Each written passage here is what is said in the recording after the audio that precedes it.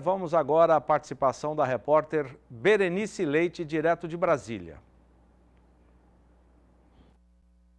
O Brasil deve se manter em quarto lugar no ranking entre os maiores exportadores de carne suína em 2023, seguindo responsável por uma fatia de 10% na participação do mercado. As exportações de carne suína devem subir 3% no ano que vem em relação a 2022, com volumes robustos embarcados para a América do Sul, Sudeste Asiático, incluindo também as Filipinas, onde a peste suína africana comprometeu a produção. A China deve permanecer como principal destino do Brasil, mas as importações totais de carne suína devem cair devido ao aumento da produção local. De Brasília, Berenice Leite. Pois é, 3% a expectativa de alta para a carne suína, e para a carne bovina, vamos ler trechos de um relatório divulgado ontem pelo Departamento de Agricultura dos Estados Unidos. O relatório mostra que a China deve aumentar a demanda de importação de carne suína, como já foi visto pela Berenice, e de 1% até 1% de aumento para a carne bovina. E o Brasil, segundo o relatório do Departamento norte-americano, seguirá como líder do ranking mundial. Eu vou pedir para a nossa equipe, Samuel, Tauana, colocar uma tela, porque nós vamos dedicar um bom tempo a partir de agora às exportações brasileiras de carne bovina in natura. Primeiro vamos ver a produção de carne bovina no mundo, em milhões de toneladas. Isso faz parte desse relatório que eu mencionei do Departamento de Agricultura dos Estados Unidos, divulgado ontem. Você vê que os Estados Unidos seguem, e com grande vantagem, como maior produtor de carne bovina do mundo. De 2019 para cá, veja a evolução. No caso, a involução, porque em 2019, 12.380.000 toneladas, aumentou um pouquinho em 2020, caiu em 2021, subiu em 2022, isso com base até outubro, dados até outubro, né? Nós não terminamos o ano ainda, mas a expectativa até outubro, 12.820.000 toneladas, e para o ano que vem, também com estimativa até outubro, 12 milhões de toneladas. Portanto, na casa dos 12 milhões de toneladas. Em seguida vem o Brasil, com 10 milhões de toneladas em 2019. Agora, 10.450.000 toneladas de carne equivalente carcaça, tonelada equivalente carcaça, expectativa para o ano que vem. Depois vem a China, na casa dos 6 milhões em 2019, para o ano que vem 7 milhões e meio de toneladas, também equivalente carcaça. Depois a Europa, União Europeia, deverá produzir 6 milhões e 700.000 toneladas, em queda o ano que vem. Índia, na casa dos 4 milhões de toneladas, e depois a Argentina, na casa dos 3 milhões de toneladas. Vou pedir outra tela para dar sequência aqui ao nosso assunto. Agora, as importações de carne bovina, também com dados do relatório do Departamento de Agricultura dos Estados Unidos. A China, que importou 2.170.000 toneladas em 2019, vem aumentando as compras até este ano, com base até outubro, 3.140.000 toneladas, e segundo o Departamento de Agricultura, 2.850.000 toneladas até outubro, a estimativa para o ano que vem. O segundo maior importador, Estados Unidos, que vamos lembrar que os Estados Unidos são também o maior produtor, e aí você vê, segundo maior importador, de 1.380.000 em 2019, isso no ano que vem deverá chegar em 1,5 milhão de toneladas de carne bovina também equivalente carcaça. Depois, Japão, 850 mil toneladas, mantendo nessa casa das 800 mil toneladas, que deverá ser a importação dos japoneses no ano que vem.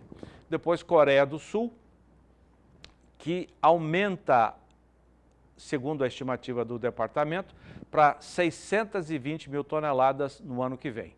Em 2019 era 550 mil toneladas, agora o ano que vem a expectativa de importação de 620 mil toneladas. E mais uma tela antes de nós começarmos a série de entrevistas aqui.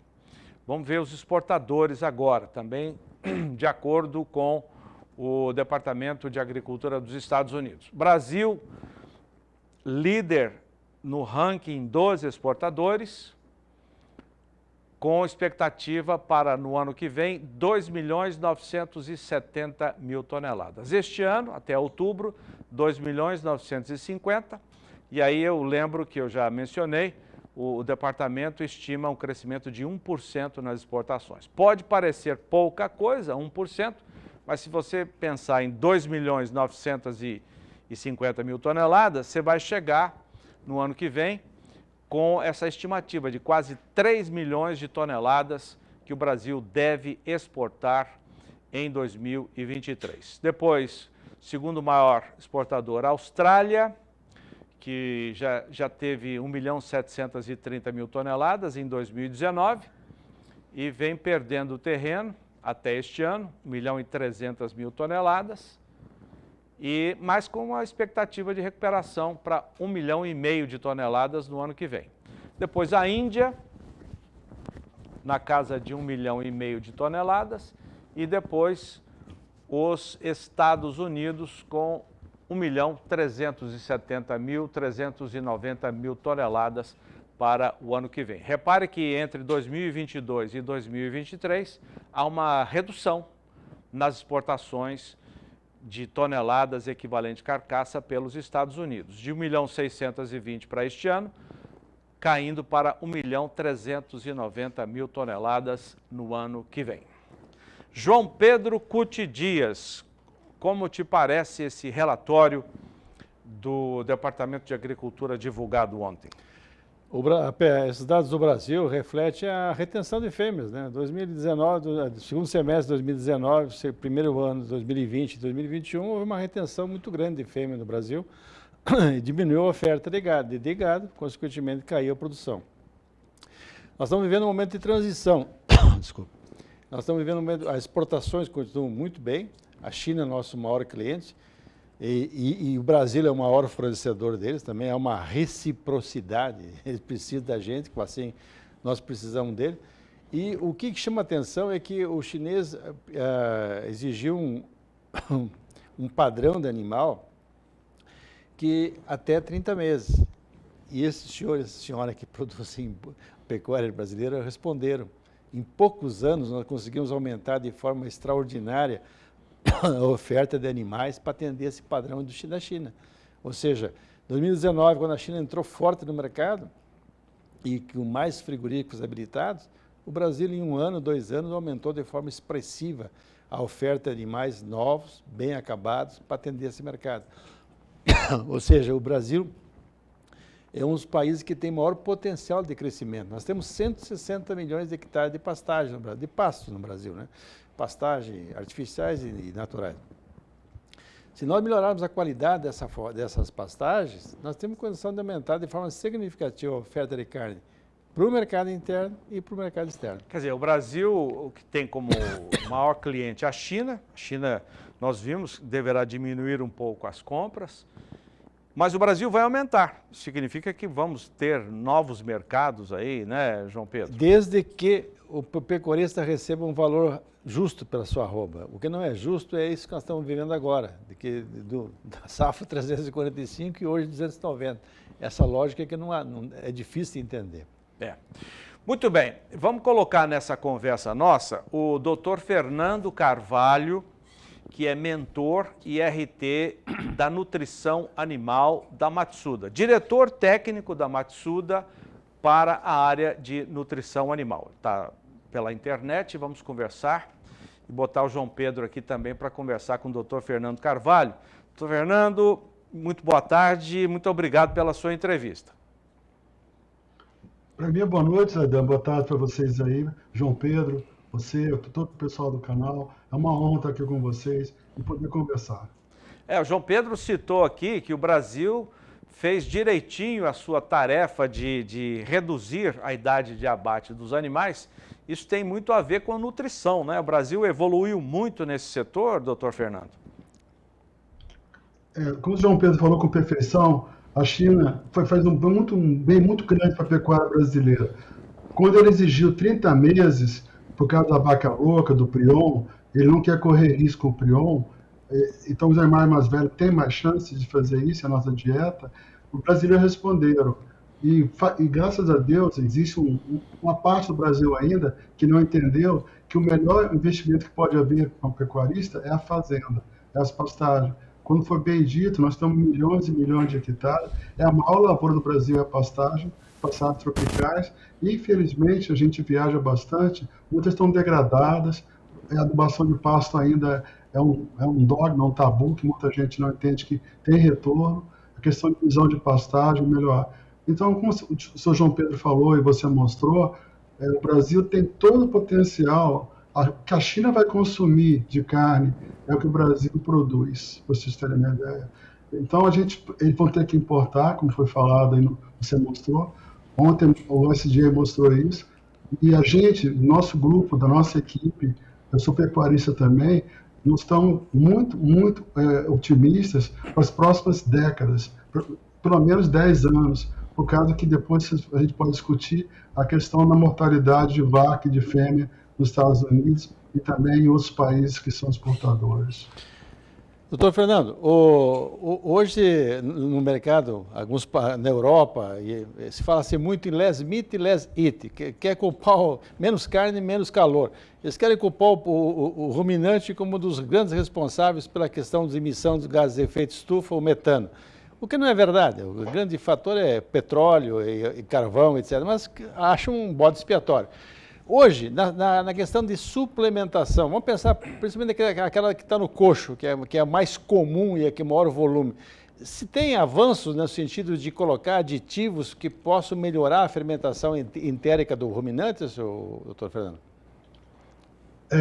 Isso já foi tentado na Austrália. Quando eu estava na Austrália, 30 anos atrás, falava isso. Existe aditivos que realmente diminuem a produção de metano, mas o rumo eficiente é muito melhor. Em gado de leite, em gado de confinamento, existem trabalhos, tem uma meta-análise muito boa nas cidades da Califórnia, um professor tem estudos há 25 anos e mostra isso. Mas, como o senhor falou bem, o metano faz parte do sistema do ruminante, ele faz parte da vida. O metano é uma perda, desculpa falar isso, mas vou ter que explicar um pouco, é uma perda energética. Toda vez que você tem um metabolismo ruim, onde você tem perda energética no animal, se produz metano. Um rumen bem funcional, 2, 3% da energia da dieta vira metano. Quando está mal distribuído, ele vai até 25%.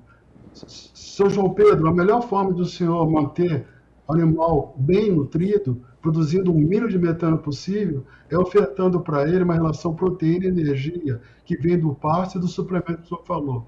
Na seca ou na transição, mais importante que o aditivo, ele também é importante, alguns ionófilos provam isso, as algas os australianos provaram, outros nem tanto, outros já tentaram, mas não deu repetição.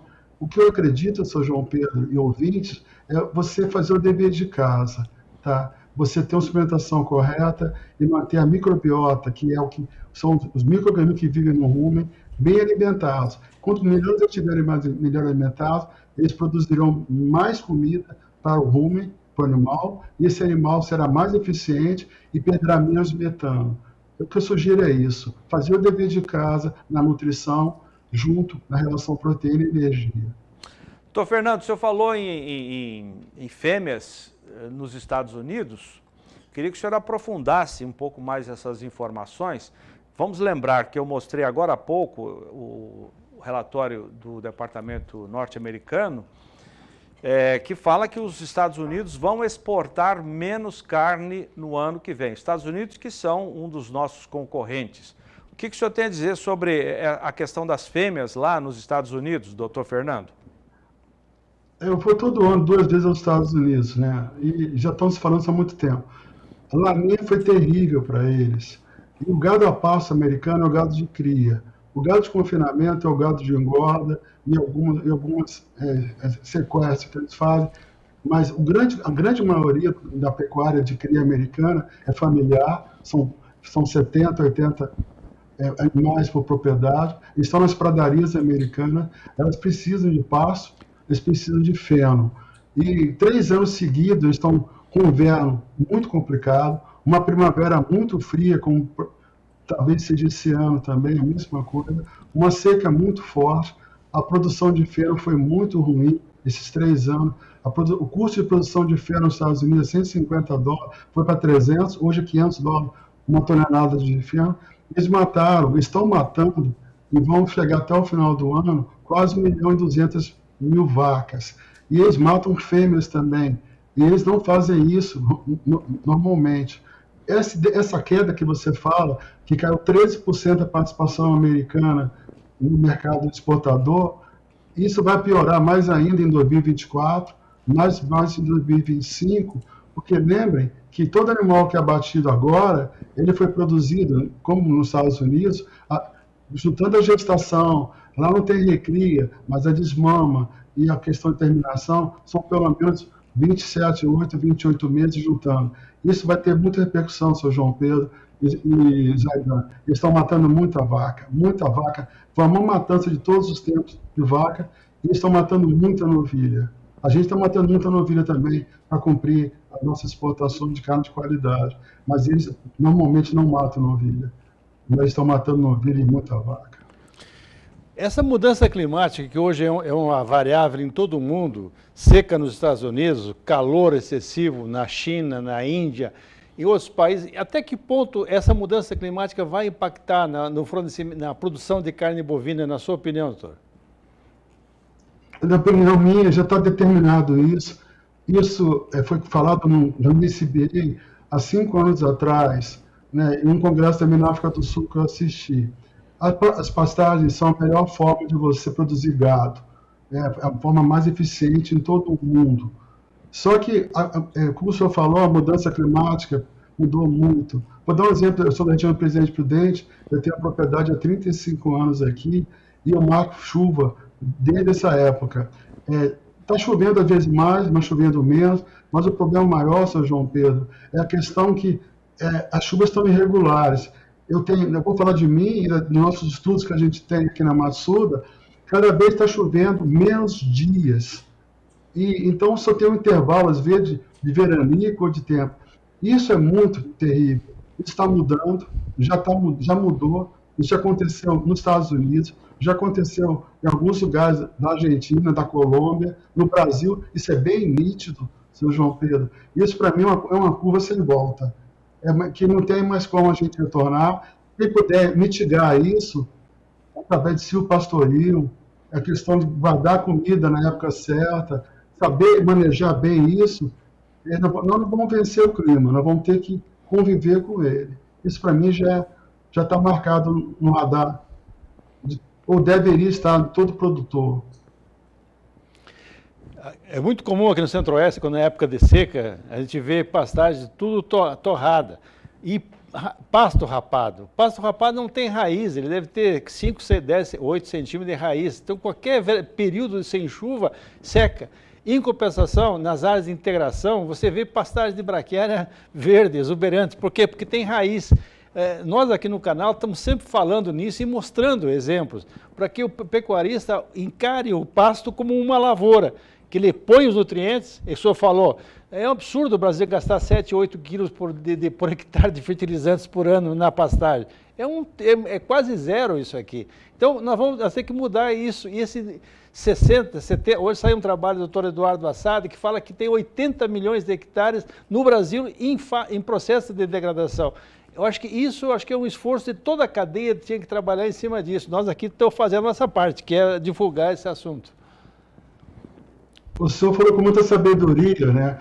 O que tem para cima do pasto, tem para baixo de raiz. Então, se a gente vamos imaginar que tem seja braquiária, seja pânico, seja o capim que tiver na sua propriedade, se o senhor cortar e pegar a matéria seca que tem para cima, tem exatamente igual para baixo. E a maior reserva de carbono do mundo é o solo. E a gente tem que manter sempre a raiz. Mas o que mantém a raiz, uma certa umidade, é matéria orgânica. E a matéria orgânica no cerrado é 1,8, 1,7, 1,6, o ideal seria 3. A integração pecuária-lavoura, ela já melhorou muito isso. Com a integração pecuária-lavoura e floresta, que a gente acredita muito mais nisso ainda, na questão do sombreamento, existem trabalhos que mostram, quando você tem sombra, e as braquiárias e os pânicos resolvem muito bem isso, você diminui o déficit hídrico, o estresse, a temperatura do solo, quando bate diretamente, o sol dá 57, 58 graus. Quando você põe na sombra, isso cai para 28, 20. Se tem matéria orgânica, para 22. E a raiz que é 20, 22. Ou seja, a gente tem que partir para isso. Nós estamos atrasados, infelizmente. Eu não sou privilegiado, mas eu já faço isso. Meu pai é veterinário, a gente tem uma propriedade, e a gente já faz isso há muito tempo. É manter matéria orgânica, você proteger teu solo. O maior patrimônio que o Brasil tem é o solo. Não tenha dúvida, nossas minas, nossas fábricas, petróleo, nada. O que a gente precisa é solo. Infelizmente, nosso solo não é tão rico como o solo da Ucrânia, como da Lusiânia, ou como o do Corn Belt americano. Por isso, nós temos que tomar muito cuidado com ele. O Cerrado é uma grande herança nossa. Com nossa tecnologia, a Embrapa foi um exemplo disso, e outras empresas transformaram uma savana africana, onde só tinha calango, cascavel, jararaca e alguns animais lá, na maior produtora de proteína do mundo, transformando capim, braquiária, que é planta tóxica para alguns países. Quando eu estava no Texas, o pessoal perguntava que capim que a gente fornecia para o nosso gado, isso há mais de 30 anos, eu mostrava a braquiária, e essa pastagem estava no campo de planta tóxica deles. Nós somos privilegiados, seu José Zaidan, todos que estão nos ouvindo. O Brasil tem solo, tem água, tem tecnologia, mas tem que fazer o dever de casa. Infelizmente, ainda algumas pessoas não entenderam que jogar 7 quilos de adubo ou de esterco no pasto é ridículo. Isso aí, eu adubo de fósforo, vou adubar novamente esse ano e vou jogar ureia no momento certo. Eu tenho que aumentar a matéria orgânica, eu planto a árvore, eu mantenho o solo alto. E o senhor falou bem, solo rapado não tem nem 5% de raiz, às vezes, não tem nada, não tem nada. Doutor Fernando, hoje estamos num momento de pressão de baixa nos preços da arroba. João Pedro já lembrou aqui que na safra estava R$ 340, hoje está R$ 290, R$ 300. Mas nós temos o outro viés também, que é a perspectiva de aumentar as exportações, como acabamos de ver no relatório dos norte-americanos, e há também uma boa perspectiva de aumentarmos o consumo aqui dentro do Brasil. Temos esse lado de preço e temos o lado de boas perspectivas. Como é que o senhor vê a pecuária, o cenário da pecuária? Como é que a Matsuda hoje vê o cenário da pecuária para os próximos meses, os próximos anos? Eu vejo com muito otimismo. Como foi bem falado aí, existe uma pressão de comprar, quem compra e quem vende. Isso aí existe em todo o mundo. Eles querem pagar o mínimo possível e ganhar o máximo possível. É uma questão de força, né? A China não, ela vai continuar comprando. O inverno, o consumo de carne maior, o dia que se for mais carne no mundo é dia 4 de julho, que é o feriado americano que tem uma festa de churrasco. Mas a semana que mais come carne no mundo é a semana do Ano Novo Chinês, que é em janeiro. Esse ano vai ser dia 23 de janeiro, vai ser o ano do coelho, que o chinês é muito supersticioso. Então, pelo animal, ele determina todo o comportamento na sociedade. Eu já estive algumas vezes na China, eu morei no Japão, e eu percebi que, às vezes, parece que eles têm um negócio. Eles vão comer muita carne, o preço do suíno lá está muito caro, eles mataram muito, o preço de custo lá está muito alto, eles estão secos, como foi falado, o senhor falou, eles têm problemas sérios com trigo, eles têm febre de milho, a Ucrânia ainda é um problema é um problema que parece que vai ficar por muito tempo. A questão, a seca americana foi muito forte. Você viu também ontem, o SJ colocou em relação ao trigo, colocou a soja no milho. A questão, eu acho assim, São João Pedro, Zaidan, nós estamos muito otimistas. Quem acreditar, verá. Muita gente vendeu gado para fazer caixa, para poder pagar a conta. O pasto estava muito ruim, não tinha matéria seca. Nós tivemos 7 geadas em alguns lugares, tivemos secas terríveis. As raízes, como foi falado aqui, dos pastos estavam muito fracas. Morreu braquiária. Eu tinha pastagem de 25 anos, bem manejada, bem adubada. Eu tive 7 geadas em cima. Morreu. E o banco de semente delas também. Eu tive que refazer. E tem gente que também não tenha tanto cuidado com o solo, eu imagino que passou. Nós estamos otimistas, Aidan. Nós estamos muito otimistas, pessoal. Acreditem, isso vai passar. A questão da escala está caindo. A escala estava 3 semanas, caiu para 2 semanas. Hoje está menos de 10 dias. Isso é um sinal que o que eles tinham armazenado, eles já estão exportando. O chinês vai ter que comprar muito agora em dezembro, por causa da questão da logística dele. Eles têm que estar abastecidos em janeiro. E tudo indica, pelo menos o NOAA mostra isso, vai ser novamente uma primavera muito fria. Quanto mais frio maior o consumo de carne, principalmente de carne de porco, e leva todas as outras juntas. Dr. Fernando Carvalho, diretor técnico da Matsuda na área de nutrição animal. Agradeço a sua entrevista. Para você que não sabe, vale mencionar aqui a sequência da família do Dr. Fernando, né? Ele é pai da Júlia Carvalho, que é a churrasqueira do Faustão, né, Dr. Fernando? O senhor ensinou direitinho a fazer churrasco aí. Muito obrigado, viu, Dr. Fernando? Eu não ensinei nada, não. Eu sou como. Hoje, rapidinho, Zaidan. Hoje ela está no Tennessee, nos Estados Unidos, no Jack Daniels, como jurada de um concurso dos mais famosos dos Estados Unidos, no Tennessee, Jack Daniels. É um prazer, Sr. José, foi um prazer conversar com o senhor, Zaidan, seus ouvintes, acreditem no mercado. Acreditem no mercado. Carne vai melhorar. Obrigado. Obrigado, senhor. Grande abraço, bom trabalho.